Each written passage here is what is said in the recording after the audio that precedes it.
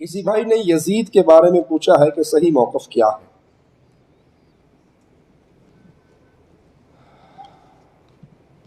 یزید، بعض لوگ یزید بن معاویہ کو، امیر معاویہ رضی اللہ عنہ صحابی رسول،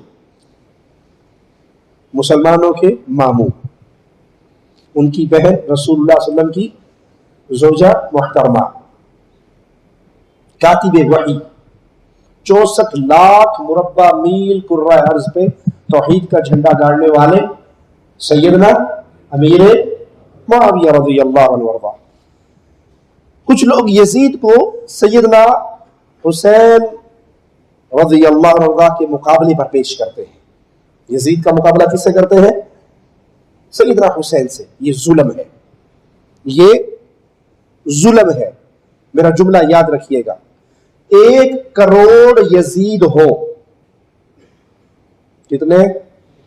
1 کروڑ یزید ہو، سیدنا حسین کے پاؤں کی خاک کے برابر۔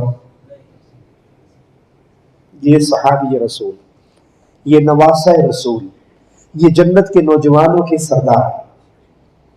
حسین کون ہے؟ جنت کے نوجوانوں کے سردار، علی کے بیٹے، فاطمہ کے لخت جگر، رسول کے پھول، خوشبو، نبی کی خوشبو، نبی کا نواسہ، جس کو نبی صلی اللہ علیہ وسلم اپنے کندھوں پہ سوار کرا کے سیر کرایا کرتے تھے۔ اور عمر کہا کرتے تھے، حسین تیرا کیا کہنا، تو کتنی پیاری سواری پہ سوار ہے۔ اور پیارے حبیب عمر کو کہا کرتے تھے، عمر سواری بھی پیاری ہے، سوار بھی بہت پیارا ہے۔ یزید بمقابلہ حسین ایسا آدمی ظالم ہے جو یزید کو حسین رضی اللہ عنہ وارضاہ کے مقابلے پہ پیش کرتا ہے۔ کروڑ یزید بھی ایک حسین نہیں ہو سکتے، لیکن دنیا رافضیت کے کروڑ ذاکر یزید کے برابر بھی، کروڑ ذاکر یزید کے برابر بھی، یزید کو بیٹھ کے گالیاں دینے والے اپنے مجموع کے اندر، اور اللہ کے ساتھ شرک اکبر کرنے والے۔ یزید جیسا کیسا بھی تھا، کافر، مشرک، اور جو ذاکر آج یزید کو گالیاں دیتے ہیں یہ مشرک ہے، یہ بد عقیدہ ہے، ان کا کفر کھلا ہوا کفر ہے۔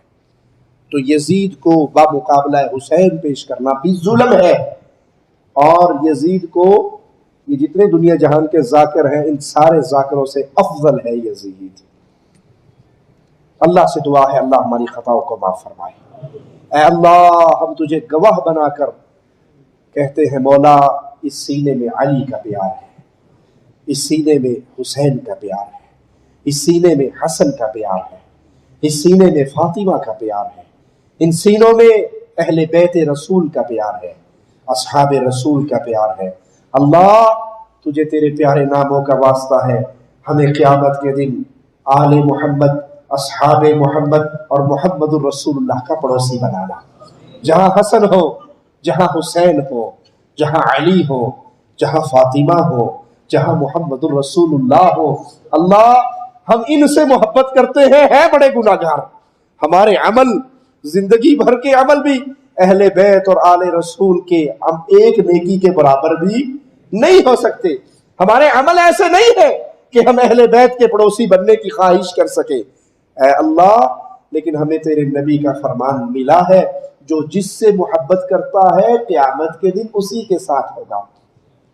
اللہ تو گواہ رہنا، ہم تجھ سے محبت کرتے ہیں، تیرے رسول سے محبت کرتے ہیں، تیرے رسول کے اہل بیت سے محبت کرتے ہیں، تیرے رسول کے اصحاب سے محبت کرتے ہیں، اور تجھ سے دعا کرتے ہیں قیامت کے دن ہمیں جنت الفردوس میں محمد، آل محمد، اصحاب محمد صلی اللہ علیہ وسلم کا پڑوسی بنانا۔